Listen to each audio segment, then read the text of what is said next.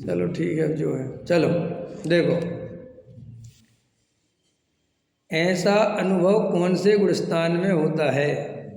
चौथे से ही होता है, परंतु चौथे में तो बहुत काल के अंतराल से होता है और ऊपर के गुणस्थानों में शीघ्र शीघ्र होता है। ये अपन यहाँ पहुँच गए थे। ये चर्चा बहुत चलती है चौथे गुणस्थान की। ये अपन ने क्लियर कर दिया था कि चौथे गुणस्थान में आत्मानुभव होता है। ठीक है, इसमें कोई दो राय नहीं है, क्योंकि आत्मानुभव के बिना जीव को सच्ची श्रद्धा हो ही नहीं सकती। सच्ची श्रद्धा के लिए आत्मा के अनुभव का होना अत्यंत आवश्यक है। देखो आगे, यहाँ प्रश्न है, अनुभव तो निर्विकल्प है और वहाँ ऊपर और नीचे के गुणस्थानों में भेद क्या है? देखो क्या कहते हैं। अब जी भेद कर रहे हैं कि साहब बताओ क्या अंतर पड़ता है? परिणामों की मग्नता में विशेष हैं। जैसे दो पुरुष नाम लेते हैं और दोनों के ही परिणाम नाम में हैं, वहाँ एक को तो मग्नता विशेष है और एक को थोड़ी है। उसी प्रकार जानना, ऊपर के गुणस्थानों में और नीचे के गुणस्थानों में अंतर क्या पड़ेगा? क्वालिटी का अंतर नहीं पड़ता, क्वांटिटी का अंतर पड़ता है। चौथे गुणस्थान वाले को विशेष वैसी लीनता आत्मा में नहीं होगी जैसी लीनता पांचवें गुणस्थान वाले को हो जाएगी। समझ में आया? और पांचवें से ज़्यादा मुनिराजों को हो जाएगी और मुनिराजों से ज़्यादा श्रेणी चढ़ने वालों को हो जाएगी और श्रेणी चढ़ने वालों से परिपूर्णता तो जो श्रेणी चढ़ गए ऐसे केवल ज्ञानी परमात्मा क्षीण मोही, उनके लिए और ज़्यादा विशेष हो जाएगी, वहाँ लौट के ही नहीं आना। तो ऐसा उसमें भेद पड़ता है। फिर प्रश्न है, यदि निर्विकल्प अनुभव में कोई विकल्प नहीं है तो शुक्ल ध्यान का प्रथम भेद पृथक वितर्क विचार कहा। वहाँ पृथक वितर्क नाना प्रकार के सुत का विचार, अर्थ व्यंजन, योग संक्रमण, ऐसा क्यों कहा? समाधान, कथन दो प्रकार का है, एक स्थूल रूप है, एक सूक्ष्म रूप है। जैसे स्थूलता से तो छठवें ही गुणस्थान में संपूर्ण ब्रह्मचर्य व्रत कहा और सूक्ष्मता से नौवें गुणस्थान तक मैथुन संज्ञा कही। उसी प्रकार यहाँ अनुभव में निर्विकल्पता स्थूल रूप कहते हैं तथा सूक्ष्मता से पृथक वितर्क विचार आदि भेद व कषाय आदि 10वें गुणस्थान तक कहे हैं। वहाँ अपने जानने में व अन्य के जानने में आए ऐसे भाव का कथन स्थूल जानना तथा जो आप भी ना जाने और केवली भगवान ही जाने ऐसे भाव का कथन सूक्ष्म जानना, चरणान योग आदि में स्थूल कथन की मुख्यता है और करणान योग में सूक्ष्म कथन की मुख्यता है। ऐसा भेद अन्यत्र भी जानना। ये भी समझने लायक वो सरल बात है। जिनागम में दो प्रकार से कथन आते हैं। एक स्थूलता की मुख्यता से आते हैं जो सामान्य अपने मति शुद्ध ज्ञान में विचार करने पर अनुमान आदि से अपन को समझ में आ जाते हैं। लेकिन कुछ विषय जैनागम में ऐसे भी हैं जो केवल ज्ञान गम्य हैं और वे केवल ज्ञान गम्य जो विषय हैं वे भी शास्त्रों में आगम के आधार से परंपरा में, समझ में आया, उनका भी वर्णन आया है। तो जो ज्ञान अपने मति शुद्ध ज्ञान आदि में अनुमान आदि से अपन को समझ में आ जाता है वो तो अपन समझ लेते हैं। जैसे अब 10वें गुणस्थान में मैथुन संज्ञा कही, लोभ कहा, 9वें गुणस्थान में मैथुन कहा, 10वें गुणस्थान तक सूक्ष्म लोभ कहा। तो अब अपन को ये समझ में नहीं आता। इस पर भी बहुत चर्चाएं करते हैं विद्वान कि भाई अब सूक्ष्म लोभ मुनिराज को क्या रहता होगा, नहीं समझ में आया। अब वहाँ तो कुछ ऐसा बचा नहीं, तो वो क्या क्या काय का लोभ रहता होगा। और अभी 9वें गुणस्थान में मैथुन कहाँ से आ गया? जहाँ ब्रह्मचर्य तो यहीं प्रकट हो गया, वह छठवें साहब पूर्ण ब्रह्मचर्य हो गए ना मुनिराज। तो फिर वहाँ 9वें गुणस्थान में मैथुन संज्ञा कहाँ से रह गई, वहाँ से भाव कहाँ से रह गया? तो भैया ये बात इतनी सी है कि जे केवल ज्ञान के विषय हैं, ऐसे कोई उनको अब्रह्म के भाव नहीं आते, ऐसी कोई स्थूलता नहीं है। बहुत सूक्ष्म है, जो जिनको है उनको ही नहीं पकड़ में आ रहा है, लेकिन वो जन्मों जन्मों से कर्म बंधे हुए हैं और उनके उदय हैं, तो वे उसका निमित्त नैमित्तिक संबंध रूप कहीं ना कहीं पड़ा रहता है। जैसे अभी अपन मान के चलो, ऐसा समझ लो कि अपन के अंदर सब प्रकार के कर्मों का उदय चल रहा है और ना जाने कितने प्रकार के सूक्ष्म अभिप्राय परिणाम चल रहे होंगे, लेकिन वो सब थोड़ी ख्याल में आते हैं कि अंदर क्या क्या चल रहा है। वो तो अपन बहुत गहराई से एकांत में ध्यान भी लगाओ तो अगर 100 प्रकार के परिणाम मान के चल रहे हैं तो आपको 10-20 पकड़ में आते हैं, बाकी तो नहीं आते, क्योंकि अपने ज्ञान की इतनी ताकत है नहीं। इसलिए यहाँ पे टोडामल जी साहब कह रहे कि स्थूलतया वो कथन है, लेकिन सूक्ष्म से केवली भगवान ने बताया तो उसको वैसा जानना। अब उसमें कैसे होता है, कई लोग अपने जीवन का स्वर्णिम काल इन व्यर्थ की बातों में, व्यर्थ की माने इस अर्थ में कि अपन के ज्ञान का विषय बननी नहीं, अपन उसको जानने की सामर्थ्य नहीं है, तो भी उसमें अपनी 1.5 अकल लगा लगा के समय खराब करते रहते हैं। जबकि मैं आपसे बहुत सारे जो अपने मोक्षु भाई भी जो है ये बाल की खाल में लगे रहते हैं, लेकिन मेरे को समझ में नहीं आता तुम्हें ये बाल की खाल निकालने से मिल क्या जाएगा। अपन इन बातों में अटके, अब कई लोग इसी बात में चिंता में बैठे रहते हैं। अब हम आपको इसलिए बता रहे हैं कि हमने सब देखे हैं, बैठे हैं, सब 9वें गुण स्थान में कैसा परिणाम रहता होगा, मैं तो उनका भाव कैसे घटित होगा। अरे शास्त्र में लिखा है कि वहां तक जाता है, वो खत्म हो गई, क्या करना, घटित करके करना क्या चाहते, अटके पड़े हैं। सूक्ष्म लोक में क्या आता हो, क्या मुनिराज को मोक्ष का लोभ रहता होगा, क्या मुनिराज को मोक्ष की इच्छा रहती है, वो है क्या क्या क्या है। अब तुम वहाँ पे तो लिखा है ऐसा कुछ भी नहीं है कि तुम समझ सको ना, उसमें ये भी लिखा है कि जे लोभ रह जाता है, उसमें तो खाली ये लिखा है कि सूक्ष्म लोभ रह जा, कौन सा लोभ रह जाता है वो तो केवल ही जाने। लेकिन लोग इन बातों में विवाद चलते हैं, झगड़े चलते हैं, विद्वानों की समझ में गोष्ठियाँ चलती हैं और बस वो मज़ा आता रहता है उनको। अब मुझे बिल्कुल रस नहीं आता। नहीं तो एक पर अभी ऐसे इन बातों में पर्याय का क्या स्वरूप है, द्रव्य का क्या स्वरूप है, गुण का क्या स्वरूप है। गुण एक साथ रहते हैं कि अलग अलग रहते हैं, गुण अपना अपना कार्य करते हैं कि एक साथ करते हैं, एक गुण दूसरे गुण में रहता है कि नहीं रहता है। सुने होंगे ऐसे भी कभी चर्चा है, तुम लोगों ने सुनी होगी। जब मैं पढ़ता था स्मारक में और जब इस तरीके के कोई विद्वान आते थे, एक बार अपने यहाँ पे भी आए थे एक विद्वान बॉम्बे से, मैं भी अपना जो इस पर पढ़ाते थे बोर्ड वगैरह पे, समझ में आया। मैं 2-3 दिन तो बैठा, फिर मैंने उनसे तीसरे दिन पूछा, हमने कहा जी सब पढ़ाते उससे होता क्या है, क्या फर्क पड़ता है इन बातों से।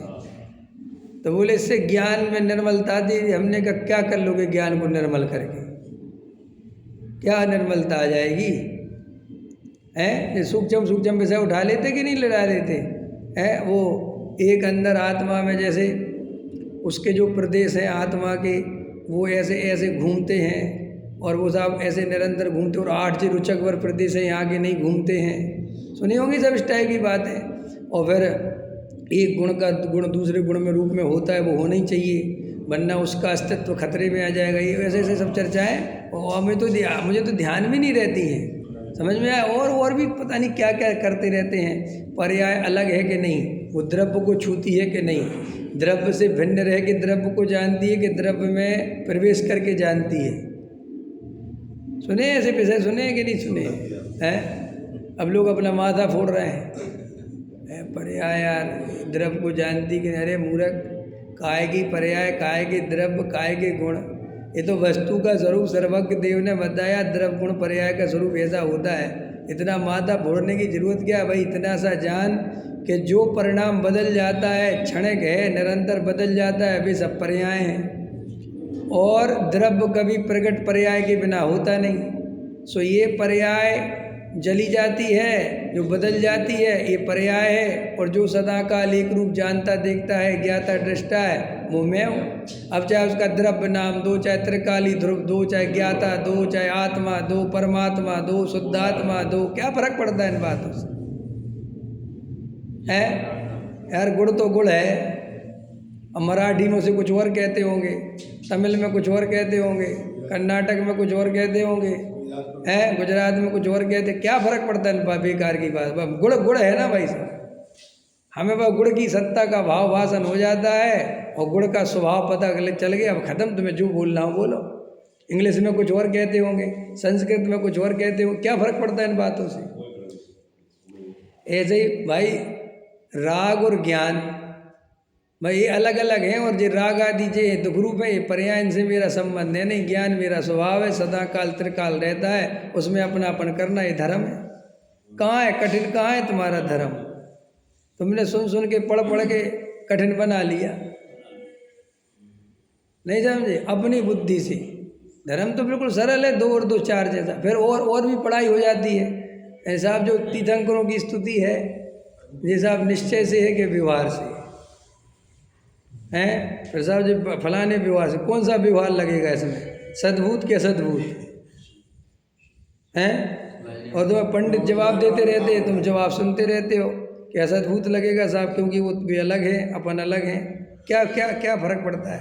अरे भाई भक्ति का भाव आता है और वो राग भाव है, उसमें अपन अपनापन नहीं कर सकते, क्योंकि थोड़ी देर बाद चला जाएगा। इतनी बात समझनी है बस।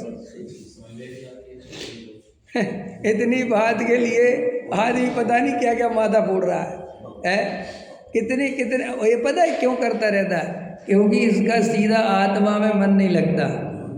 और मज़ेदार बात है, सीधा आत्मा में मन नहीं लगता, और वो सीधा लगना चाहिए तो आत्मा अनुभव होता है।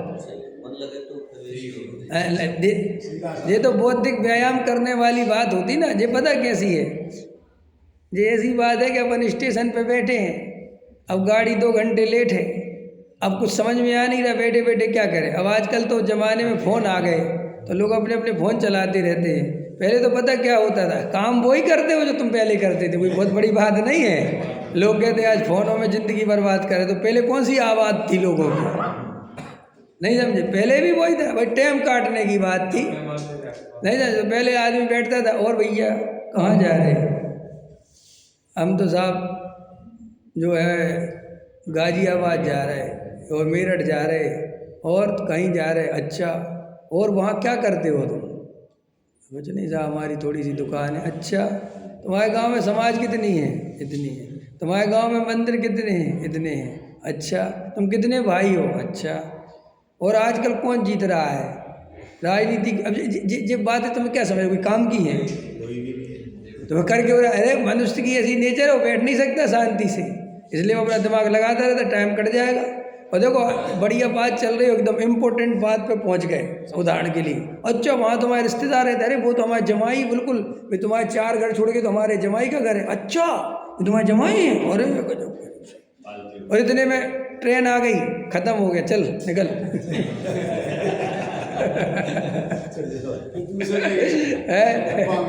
बोलो, बात खत्म हो गई। अब आजकल लोगों के पास मोबाइल है, तो उसमें देखते काम वही चल रहा है, कोई दम नहीं है इन बातों में तुम्हारे। ऐसे अपन जे क्या है, ये धर्म में जो जितने उलझे हुए हैं ना, मुझे तो लोग ऐसे ऐसे प्रश्न पूछते हैं, वास्तव मुझे हंसी आती रहती है। लोगों को पता नहीं क्या क्या जिज्ञासाएं होती, मेरे को तो याद भी नहीं रहती कुछ भी। ऐसी ऐसी बातें पूछते रहते हैं, ऐसी ऐसी बातें पूछते रहते हैं कि बताओ 20 साल से स्वाध्याय सुन रहे हैं, और उनको आत्मा के प्रदेशों की चिंता है, वे कैसे घूमते होंगे। अब जैसे घूमते होंगे यार, ज्ञान कैसे काम करता है, दिख तो रहा है जैसे करता है। मतलब जो हमारे ज्ञान के विषय बन ही नहीं सकते, हम उन्हें अभी जान ही नहीं सकते, उनमें उलझने की जरूरत क्या। इतना बढ़िया, मुझे तो ऐसा लगता धर्म कितना सरल है वास्तव। देखो अंदर ज्ञान स्वभाव ही आत्मा है, वो जानना देखना हो रहा है, उससे भिन्न सब कुछ दिख रहा है, बस उसको भिन्न देखना ही धर्म है। ये क्या है धर्म, ये पूजा पाठ भक्ति, ये तो सब उसी के उपक्रम है। ये सब इतनी बात समझाने के लिए सब था। भाई शादी क्या है, असली शादी क्या है, लड़का लड़की मिल गए, वहाँ फेरे पे बैठा दिए। फेरे पाड़ने में कितनी देर लगती है, वो फेरे पाड़ने में भी अपन नौटंकी करते, इसलिए थोड़ा टाइम लग जाता है। अगर सही तरीके से फेरे पाड़ दो तो आधा घंटा में सब केस खत्म है। असलियत तो वही है, और उससे ज़्यादा क्या है। लेकिन वो आधा घंटा के चक्कर में वो इतना रायता फैलाना पड़ता है कि पूछो मत, समेटना भारी पड़ता है। है। रायता कितने घंटे का, 2 महीने से फैला रहे भाई साहब, और आधा घंटा में फेरे पड़े, हो गई शादी। चलो वो ही असली शादी है जो फेरे पड़ गए। इससे ज़्यादा कोई मतलब नहीं है उसका, कुछ भी। तुम्हारे जो हजारों आदमी आए, रोटी खा के चले गए, ये करके कुछ दम ही नहीं है, तो बकवास है सब। ऐसे ही धर्म इतना सा है कि तुम एक कोने में बैठ गए और जीव जुदा पुद्गल जुदा कर लिया, ज्ञान स्वभाव आत्मा का अनुभव हो गया धर्म, बस। ऐसा जो पूजा पाठ सब इसी के लिए था, वो कुछ भी नहीं था। ये तुम्हारी जितनी भी ये सिस्टम बने हुए हैं, इनके 2 प्रयोजन हैं, सुन लो अच्छे से। ये 2 प्रयोजन ये हैं, जैसे शादी में इतने सिस्टम ये बने, जैसे बने ना शादी, ऐसे वो सिस्टम बने किसी कारणों से, ऐसे यहाँ पे भी ये 2 प्रयोजन हैं। एक तो नए जीवों को जोड़ने का उपाय हमारे पास कोई है नहीं। अब हम एक कोने में अगर आत्मा का अनुभव करते रहेंगे तो नए जीव को क्या पता आएगा, वो आएगा कैसे? उसको तो हल्ला गुल्ला चाहिए, कुछ ऐसा रंग राग चाहिए, तब तो वो मंदिर में आएगा। एक तो ये प्रयोजन है, और दूसरा प्रयोजन जो है सामाजिक दृष्टि से है। समाज जो है वो आत्मा के ध्यान से नहीं चलता। समाज आत्मा की चर्चा करना, इकट्ठा करना, भीड़ बनाना, ट्रस्टी बनाना, संस्था बनाना, ये समाज इससे चलता है आजकल तो। और समाज ध्यानियों का तो चल ही नहीं सकता, चलेगा? बोलो बोलो दिनेश जी। अगर मेरी अब तो शादी हो गई, हालांकि पहले मेरी जब शादी नहीं हुई थी, और अगर कोई कह दे कि वो लड़का जो है पंडित विद्वान है तो ठीक है, लेकिन आगे और बोल दे कि वो तो भाई साहब बिल्कुल आत्मा में डूबे रहते हैं, जब देखो। समझ में आया? कौन देगा अपनी लड़की? आत्मा में डूबने वाले कोई लड़की देता है? कोई कहे भैया तो स्वाध्याय में लगे रहते हैं, बहुत बढ़िया है, इतने बढ़िया जीव हैं, तो वो लड़की वाला ही सुनना ही नहीं चाहता। अरे यार क्या कर रहे हो तुम, बहुत अच्छे हैं, इतना गजब का स्वाध्याय लेते हैं भैया, ये भी ठीक है, आगे तो बोलो। क्योंकि मैं अपनी लड़की की शादी इसके लिए थोड़ी कर रहा हूँ। मेरी लड़की के अंदर जो राग है, वो राग की पूर्ति के लिए शादी हो रही है, और उसको राग आएगा ही नहीं तो पूर्ति होगी कहाँ से? समझ में आएगा? ये तो संसार का स्वरूप है ना। तुम्हारी आत्मा से संसार नहीं चल सकता, आत्मा तो मोक्ष मार्ग में चलता है। इसलिए ये संसारी जीव ये क्या करते हैं, अपन खुल के नहीं बोलते हैं। समझ में आया? अपन वो धर्म का चोला पहन के उसको सबको काम को पूरा करते हैं। ये अधिकतर प्रयोजन जो है मंदिरों से जीव लौकिक ही साधते हैं।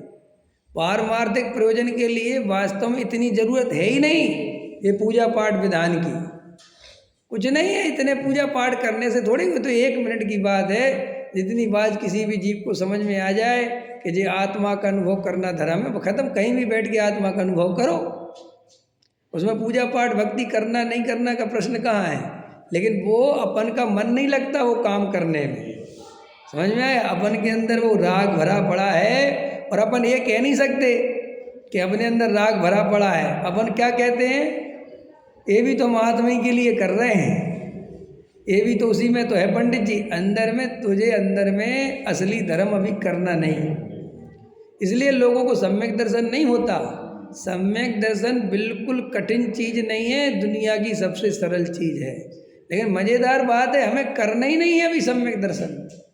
क्योंकि आपको जो हमने कहा एकांत में बैठ के गहरा तत्व विचार करो, सम्यक दर्शन हो जाएगा, और हम नहीं करते। इसका मतलब क्या बात है? बोलो।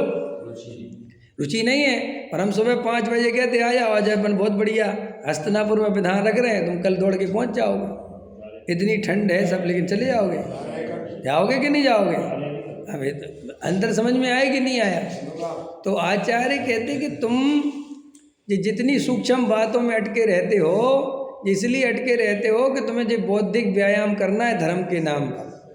कर्णानियों की प्रकृति नापते रहते लोग बैठे बैठे। समझ में? हाँ, कर्मों की कितनी प्रकृतियाँ होती हैं? कर्म की कितनी प्रकृति होती है? 148। तुम्हें कितनी दिखती हैं? एक आध दिखती है? दिखती है नरेश जी?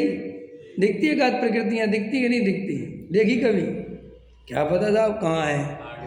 समझ में? अब जो दिखती नहीं है उसके पीछे परेशान है, वो जो साक्षात भगवान आत्मा दिख रहा है उसको नहीं देख रहे भाई साहब।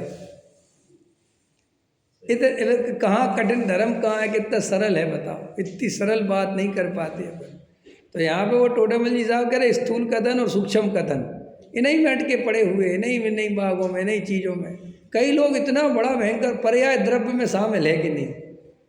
इस पे आपको लग रहा होगा ये इसमें विवाद चले विद्वानों की, पर्याय द्रव्य में शामिल है कि बाहर रह के विषय बना दी। अरे गजब हो गया साहब, तू तो आत्मा को देखना, उसकी दृष्टि कर। अब पर्याय बाहर खड़ी है कि अंदर खड़ी है, क्या रखा है इन बातों में है। आत्मा का अनुभव करो ना भाई। आत्मा के अनुभव में ये कहाँ बात है कि पर्याय हमेशा मानेंगे कि बाहर खड़ी तो दिक्कत हो जाएगी और अंदर मानेंगे तो कुछ हेल्प हो जाएगी, कुछ हो जाएगा इससे। अच्छा बताओ, राग पुद्गल का है कि जीव का है, किसका है भाई साहब? राग किसी का हो, राग लक्ष्य में लेने लायक नहीं है, ये समझो। दुख रूप है, इतनी बात समझो। नहीं साहब पुद्गल का है तो होगा पुद्गल का, हमें क्या फर्क पड़ रहा भाई। हमें भिन्न देखना है ना उससे, क्योंकि हमसे तो चिपका पड़ा है ना। लेकिन लोग ऐसे ही में नहीं, हमें बताओ कहाँ लिखा मिला, कहाँ लिखा पुद्गल का है। अच्छा बताओ, वो एक समय की पर्याय में होता है तो एक समय की पर्याय कब पैदा होती है, कहाँ होती है, अपन को कौन से समय की पकड़ में आती है। गजब हो गया यार। क्या क्या लोग अंदर में वास्तव में इतने ऐसी ऐसी बातें करते रहते हैं, पता नहीं बातें कहाँ से चलती रहती हैं कई लोगों के अंदर। बहुत ऐसे समझो, क्या समझो, कुछ नहीं। अच्छा, निश्चय ने और व्यवहार ने समझना चाहिए कि नहीं समझना चाहिए? निश्चय ने व्यवहार नहीं समझना चाहिए। हमने समझे हैं, पढ़े इसलिए पूछ रहे हम। तुम जितने जो निश्चय ने व्यवहार ने समझाते फिरते हो, इतनी ताकत लगाते, उसकी बात सिर्फ ये समझो कि भैया जो अंदर ज्ञानानंद स्वभावी भगवान आत्मा है वो निश्चय है, बाकी सब व्यवहार हो गया निश्चय व्यवहार। बस अब जो कुछ तुम्हें पढ़ने समझने मिले सब व्यवहार के खाते में डालो। और जो अंदर त्रिकाली ध्रुव ज्ञान स्वभावी आत्मा, यही परम भूत है, यही आश्रय करने योग्य है, यही सब कुछ। इतनी बात समझो, ये श्रद्धा करने योग्य है। फिर देह आत्मा को एक गिने और फिर वो सब एक गिने, वो व्यवहार ने कहे क्या रखा। हम जब पढ़ते थे ना तो ऐसे प्रयोग कराते रहते थे हमारे टीचर वगैरह। बताओ ये मकान मेरा, ये कौन से नए का कथन है? तो हम बच्चे थे तो हम लोग कहते थे व्यवहार। तो कौन सा व्यवहार? उपचरित के अनुपचरित हैं? उपचरित सीख गए? हाँ सीख गए। ये जो व्यवहार ने से उपचरित ने से अपना है, जबकि सच्ची बात है समझाना क्या है। ये सिखाने की जगह ये तो आदमी को वैसे ही पता है, चाहे वो नए लगा पाता हो चाहे नहीं लगा पाता हो, उसे क्या फ़र्क पड़ता है। अभी हम जो बाहर घूम रहे अजय लोग, उनसे पूछ लेना ये मकान किसका है? मेरा है। समझ में आया? सदा काल तेरा रहेगा? नहीं रहेगा। तो वो तो ये हो तो गया, और क्या है, हो तो गया निश्चय विवाह। अब अपन इसकी पढ़ाई पढ़ाते रहते बैठ के। अंदर में सिर्फ इतनी सी बात है भैया, आत्मा का अनुभव करो। ज्ञान की प्रतिपल उठे तरंग, जागता उसमें अरे आवाल सभी गोपाल, सुलभ सब को चिन्मय। इतना बढ़िया देखो बाबूजी कर गए ना। अभी बाबूजी के घर पे जाना हुआ तो बहुत आनंद आया। बाबूजी के बारे में इतनी चर्चाएं सुनी। क्या ज्ञानी धर्मात्मा जीवों का जीवन देखो तो, क्या आनंद से रहते थे। शरीर में इतनी व्याधियां थी लेकिन ध्रुव का रस खत्म ही नहीं होता था। और कोई उनके सामने ज़्यादा ज्ञान बगारे तो कहते थे ज्ञान को कष्ट मत दो। समझ में आया? ज़्यादा दिमाग खराब मत करो अपना, तुम्हारा बहुत दिमाग खराब हो रहा है। समझ में आया? अरे ज्ञानी हकीकत में जो इस आत्मा का अनुभव कर लेता है उसको ज़्यादा बात करने का मन ही नहीं करता। वो शास्त्रों का विस्तार कर ही नहीं सकता। क्या करें इसमें? अभी इतना आनंद पिए केवल उलझें। आनंद आता है बढ़िया। क्या रखा इसमें? साहब बड़ी की मात्रा होनी चाहिए कि छोटी की मात्रा है? यहाँ पे जे शब्द आया, ये ढंढक शब्द आया। ढंढक, इसका अर्थ क्या होता है? हैं? ढंढक शब्द आया, एक ढंढक। ये ढंढक क्या होता है? अब तुम लोग भी सोचने लगे हो क्या होता है, कुछ भी होता हो, हमें क्या लेना देना। आया समझे? ऐसे कई दफ़े होता है, पढ़ते ना अपन पूजा में कोई बात, ऐसे कई शब्द आ जाते हैं जो पुरानी भाषाओं में है। अब जैसे अपन जाओ ना कहीं प्रवचन करने, तो कोई आ जाएंगे, पंडित जी एक प्रश्न है, अपन सोचेंगे पूछेगा कि सम्मेसन कैसे होगा या आत्मानु, ऐसा कुछ ऐसा नहीं पूछते। पंडित जी एक प्रश्न है। अभी मैं एक बार कहीं प्रवचन करने गया, शायद कोटई में था पहले, तो मैं पूजा कर रहा था बैठ के शांति से। दूसरे मंदिर में गया था, मतलब अपना मंदिर दूर था, तो अपने पंचायती मंदिर में गया, वहाँ बैठ के पूजा कर रहा था। तो वो कुर्ता पजामा पहना था मैं, तो उसे लग गया होगा पंडित जी हैं, और कोई साथ में भी था मेरे, तो वो सामग्री वगैरह दिया, तो उसे लगा पंडित जी हैं, कोई बाहर से आए। वो पता तो चल ही जाता है वैसे। तो आया वो मेरे पास बड़े उससे, ठंड थी, वो ठंडों का टाइम था, एकदम ठंड लग रही थी, हम तो ऐसे ही थे जैसे थे। वो आगे बेचारे ऐसे ठंड में ठंडा रहे थे। हमने कहा क्या होगा भैया? कह लगे पंडित जी आपकी पूजा होगी तो एक प्रश्न पूछना है। हमने कहा अच्छा छोड़ो, हम पूजा बाद में कर लेंगे, नहीं प्रश्न। और हमने ऐसी आदि कर रहे थे, हमने ऐसे रख दिए, मैं चलो छोड़ो अब रहने ही दो पूजा, तुम्हें पूछो। तो एक तो उसी में घबरा गया होगा वो, ये कैसे समझ में आया नहीं, घबरा जाते ना लोग बेचारे, आदि पूजा कैसे छोड़ दो, विसर्जन तो निपटाना ही चाहिए पूरा। हमने कहा बोलो, तो बोला जी एक शब्द आया यहाँ पे जो मैं कई दिन से परेशान हूँ, 1 महीना 2 महीने हो गए मैं वो परेशान हो रहा, ये शब्द का अर्थ नहीं समझ में आ रहा। हमने कहा क्या दिखा ना क्या लिखा है, तो पुरानी पूजा थी वो, तो हमने कहा ये तो पुराने ज़माने की भाषा है, और कोई उसका अर्थ था बहुत सामान्य अर्थ था, मतलब कोई ज़्यादा अर्थ नहीं था। वो मैंने बता दिया, मैंने कहा ये अर्थ होता है इसका? अच्छा ये होता है क्या? अरे बहुत अच्छा, बहुत धन्यवाद बहुत धन्यवाद। हमने कहा इधर सुनो, क्या मिल गया? ये अर्थ मिल गया। क्या कौन सी तुम्हारी सम्मेलन हो गया है? आत्मानुभव हो गया क्या शब्द से? बोले नहीं नहीं, बस बार बार पढ़ने में आता था, रोज जिज्ञासा होती थी क्या क्या कैसे।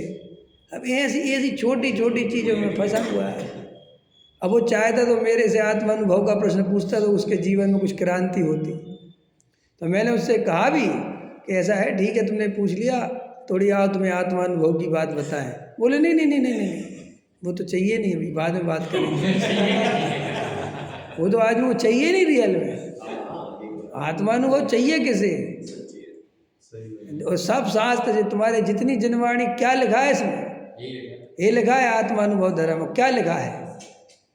इस पे ध्यान क्यों नहीं देते? सारे द्वादश सांग का सारे आत्मानुभव धर्म है, उसके अलावा कहीं धर्म नहीं है। फिर वह करना नहीं है, लेकिन ध्यान देना ही नहीं है। करना हो तो आदमी करे ना। मैं सच में पहले सोचता था कि धर्म बहुत कठिन है, लेकिन मैं अब ये सोचता हूँ कि धर्म तो बहुत सरल है, हमें समझना नहीं है इसलिए बहुत कठिन है। धर्म तो बिल्कुल सरल है, 2 और 2 4 से भी सरल है, लेकिन हमें धर्म करना ही नहीं है, हमें आत्मा का अनुभव करना ही नहीं है। अब जैसे भाई साहब नहीं करना, उसके लिए तो बात ही खत्म हो गई। ABCD लिखना वैसे तो कुछ दम नहीं है, और जैसे लिखना ही नहीं है, पढ़ना ही नहीं है, तो उसके लिए तो बहुत कठिन है। फिर इधर उधर उलझ के पंचायत करके, ये नेतागिरी में करके इसमें रस आता है तो इसमें लगा रहता है। और जब देखो किसी से मिलता है तो कहता है पंडित जी आत्मानुभव का काम तो बहुत कठिन है, बहुत कठिन है आत्मानुभव का काम। करा है कभी? कुछ किया है उसके लिए? हैं? ये स्थूल सूक्ष्म ये फला ढका इन्हीं बातों में अटके रहते, इन्हीं बातों में लगे रहते लोग। एकांत में बैठ के अगर रोज 1 घंटा सुबह शाम आत्मा का ध्यान करें, ज्ञान स्वभाव को पहचान गए, राग सुख को पहचान गए, दोनों के बीच में भेद ज्ञान करके ईमानदारी से ज्ञान स्वभावी आत्मा में अपनापन करें, इसी का नाम तो धर्म, यही तो सम्यक दर्शन है। वो क्या है कि साहब और शास्त्रों का ज्ञान करना कि नहीं करना? कुछ नहीं करना। और शास्त्रों का ज्ञान तो सहजता से सम्यक दर्शन प्रकट हो जाए, फिर अपने पढ़ने के लिए पढ़ते रहते हैं, उसमें क्या है? मूल प्रयोजन तो समझ में आ गया। और मूल प्रयोजन, अपन किसी आदमी से स्टेशन पे बात करने में ऐसे मगन हो जाएं कि ट्रेन निकल जाए, बोलो तो तुम्हें लोग मूर्ख कहेंगे कि नहीं कहेंगे? कि यार पागल आदमी हो तुम, कि नहीं यार वो इतनी अच्छी बातें कर रहा था हैं। या अखबार पढ़ रहे थे अब तो अभी ज़माने बदल गए, सबसे मोबाइल आ गए, ये सब चीज़ें बदल गई। पहले ना ऐसे अखबार बिकते थे स्टेशनों पे बहुत भयंकर, वो बहुत तेज़ी से बिकते, क्योंकि आदमी के पास कुछ काम होता नहीं था और वो तुरंत अखबार खरीद लेता था। समझ में आया? तो अब अखबार पढ़ रहा है, अब उसमें आ गया कि साहब मोदी रिटायरमेंट लेने वाले हैं, और भी अटक गए जी। कब लेंगे यार, अभी तो मोदी जी सही लग रहे यार, देश कैसे चलेगा? इतने में ट्रेन खड़ी हो गई, किसी ने कहा भाई साहब आपकी ट्रेन, अरे ठीक है यार, हैं बताओ यार मोदी जी, अब ये अटके, इतने में ट्रेन चली गई। बाद में बोले साहब ट्रेन, बोले तो चली गई हैं, तो बोले अब जाओ तो कुछ मोदी को रोक लो तुम रिटायरमेंट लेने से। बोले यार अपनी थोड़ी चलती वहाँ, तो बताओ जहाँ चलती थी वहाँ तो तू बैठा नहीं, और जहाँ नहीं चलती वहाँ तूने अपनी पूरी बुद्धि खराब कर दी। हाँ, तुमने अप्रयोजन भूत के चक्कर में प्रयोजन, ऐसे ये मनुष्य भाव मिला, इसमें आत्मा का अनुभव करना है, ये प्रयोजन भूत। वो आत्मा अनुभव तो करा नहीं, और उसके नाम पे ना जाने क्या क्या नापने बैठ गया। और फिर समाज सुधारक और ये सुधारक, और फिर संस्था, और फिर मंदिर, और ये और वो पता नहीं क्या क्या। इससे पूछो कि इतने क्यों लगे हुए हो? सबको आत्मा मिलना चाहिए जी, सबको ये तत्व मिलना चाहिए जी। अच्छा तुम्हें मिल गया, मुझे भी मिल ही जाएगा, हैं? खुद की कवर नहीं है, ऐसे ऐसे खतरनाक लोग हैं, गजब गजब की, कहाँ कहाँ अटकता है जी। कई लोग शुद्ध भोजन कराने के इतने दीवाने हो जाते हैं, जैसे आजकल कई लोग छान के पानी पिलाने के दीवाने हो गए। समझ में आया? कई लोग, कोई प्रास उपजन, कोई शुद्ध भोजन कराने, अरे इतनी बात समझा करो, काम इशारे में होता है। अब वो इतने दीवाने हो गए, इतने दीवाने हो गए, गजब हो गया ना।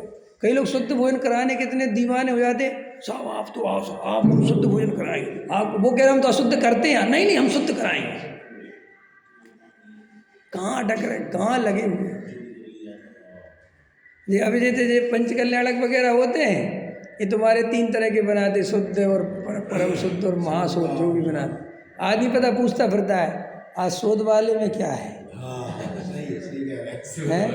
शोध वाले में कुछ माल ज़्यादा है कि हाँ आज शोध वाले में माल बहुत बढ़िया, तो ठीक है शुद्ध वाला बिल्ला ले आओ,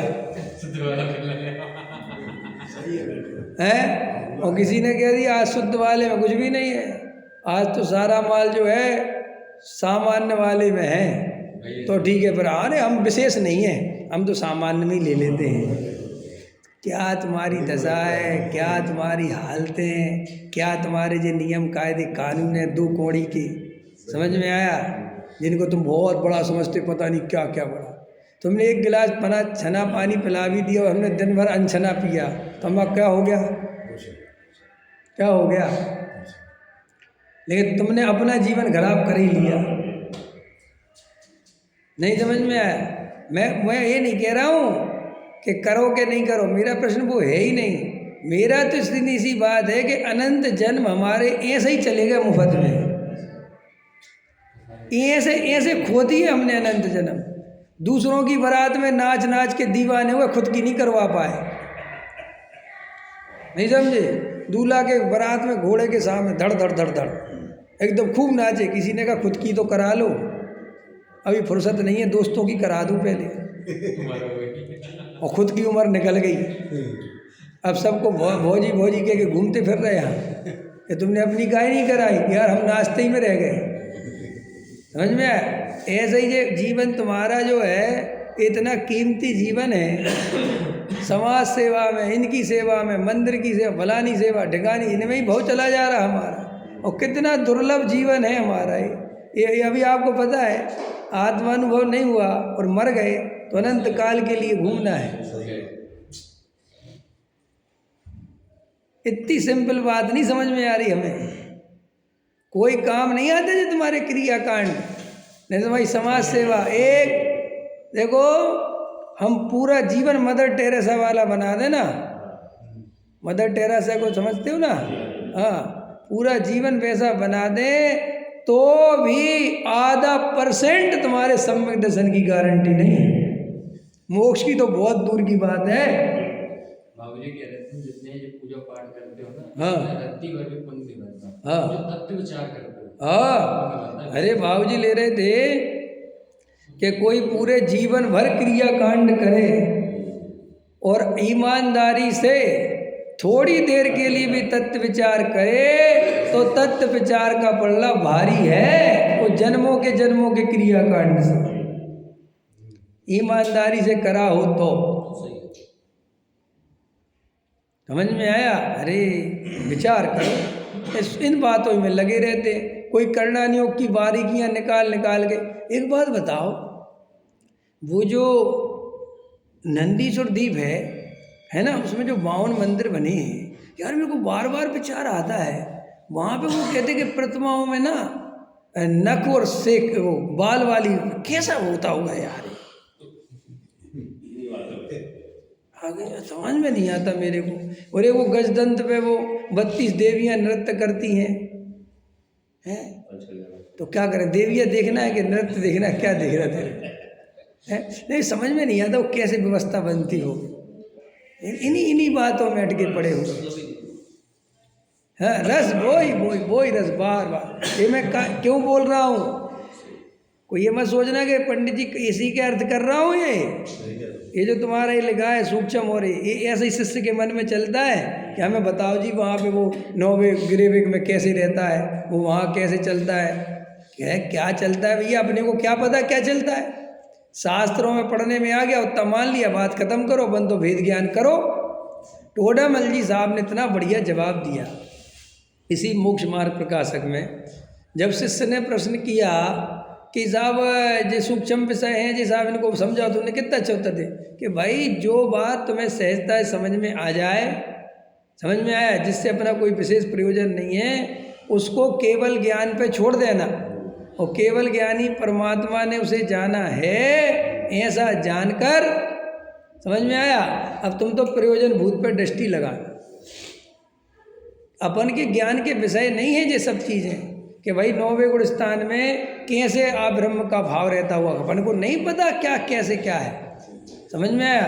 तो देखो यहाँ देखो लिखा ना, ऐसे भाव का कथन स्थूल जानना तथा जो आप भी ना जाने और केवली भगवान ही जाने। देखो लिखा ना, ऐसे भाव का कथन सूक्ष्म जानना चरणानियोग आदि में स्थूल कथन की मुख्यता है और करणानियोग में सूक्ष्म कथन की मुख्यता है, ऐसा भेद अन्यत्र भी जानना। इतना जान लेना बस, अभी अपन को ने सूत्र दे दिया, इतना जान लेना कि चरणानियोग की शैली होती स्थूल कथन, कि वो तो मुनिराज को पूर्ण ब्रह्मचारी कहता है, और करणानियोग की शैली होती सूक्ष्म, तो वो कहता नहीं 9वें गुण स्थान तक आप ब्रह्म जाता है। अब कैसे रहता है कैसे जाता है अपन के ज्ञान का विषय ही नहीं है वो, उसमें अपन क्या कर सकते हैं। भाई एक मुनिराज हैं और वे 28 मूल गुणों का नृत्याचार पालन करते हैं, तो अपन को नमोस्तु करना चाहिए, बात खत्म हो गई। अब वे भावलिंगी हैं कि नहीं हैं उनके अंदर, अब हम क्या कर सकते हैं, हमारे ज्ञान का विषय थोड़ा ही है वो। आया समझ में कि नहीं आया, भाई इतनी बात है। अब दूसरों के सम्यक दर्शन चेक करते फिरते ले, क्यों करते फिरते हो दूसरों के सम्यक दर्शन, क्या लेना देना दूसरों के सम्यक से, तुम खुद सम्यक दृष्टि बनो ना भाई साहब, क्या फर्क पड़ता है। हो सकता है तुम जिसे सम्यक दृष्टि मानते हो वो 1 नंबर का मिथ्या दृष्टि हो, और जिसे तुम मिथ्या दृष्टि मानते हो वो सम्यक दृष्टि हो। और फिर दूसरी बात, तुम्हारे मानने से तुम्हारे सम्यक दर्शन में क्या फर्क पड़ जाएगा। अगर मान के चलो तुम मुझे सम्यक दृष्टि मानते हो तो इससे क्या तुम सम्यक दर्शन हो जाएगा, और तुम मुझे मिथ्या दृष्टि मानते हो तो क्या इससे मिथ्या दर्शन हो जाएगा। भाई तुम्हारे मेरे मानने से तुम्हारा कुछ भला नहीं होना, तुम अपने को क्या मानते हो, अपने को क्या अनुभव करते हो, मुद्दे की बात तो ये है। लेकिन अपन तो इसी कामों में लगे रहते हैं, फलाने जीव तो जी सम्यक दृष्टि है, तो हम कह रहे हैं हम तुम्हें 100 सम्यक दृष्टियों के बीच में बैठा दें, सुनना ध्यान से, कितने 100, और केवली भगवान से समूषण में जाके पूछवा दें कि ये 100 के 100 बताओ कैसे हैं, और केवली भगवान कहें कि 100 के 100 सम्यक दृष्टि है, एकदम एक्यूरेट जी, मैंने कोई गलत बात नहीं, एकदम सही, और तुम्हें जाके उन 100 सम्यक दृष्टियों के बीच में बैठा दें तो तुम सम्यक दृष्टि हो जाओगे, हो जाओगे। फिर क्या फर्क पड़ता है कि किसी के सामने से क्या होए तो होए, नहीं होए तो नहीं होए। कई लोग कहते गुरुदेव श्री को जीवन भर रहा सम्मेलन के बीच में रहा कि नहीं रहा, क्या इन बातों में दम है तुम्हारी। अरे भाई साहब, हमें भगवान आत्मा की बात सुननी है, आत्मा का अनुभव करना है। कोई सम्यक दृष्टि हो तो, कोई मिथ्या दृष्टि हो तो, कोई भावलिंगी संत हो तो, कोई द्रव्यलिंगी हो तो, हमें क्या लेना देना इन बातों से। आजकल ये मंदिरों का क्या हो रहा है, हो रहे तो जो हो रहा है, हम क्या कर सकते हैं। अपन को तो विकल्प भी आवे तो भी उसे रंच मात्र भी उपाधि नहीं मानना, क्योंकि इस जगत के परिणमन के कर्ता हम नहीं हैं। जो होने योग्य है वो हो रहा है, हमें तो केवल आत्मा का अनुभव करना है, यही सच्चा धर्म है। सहजानंदी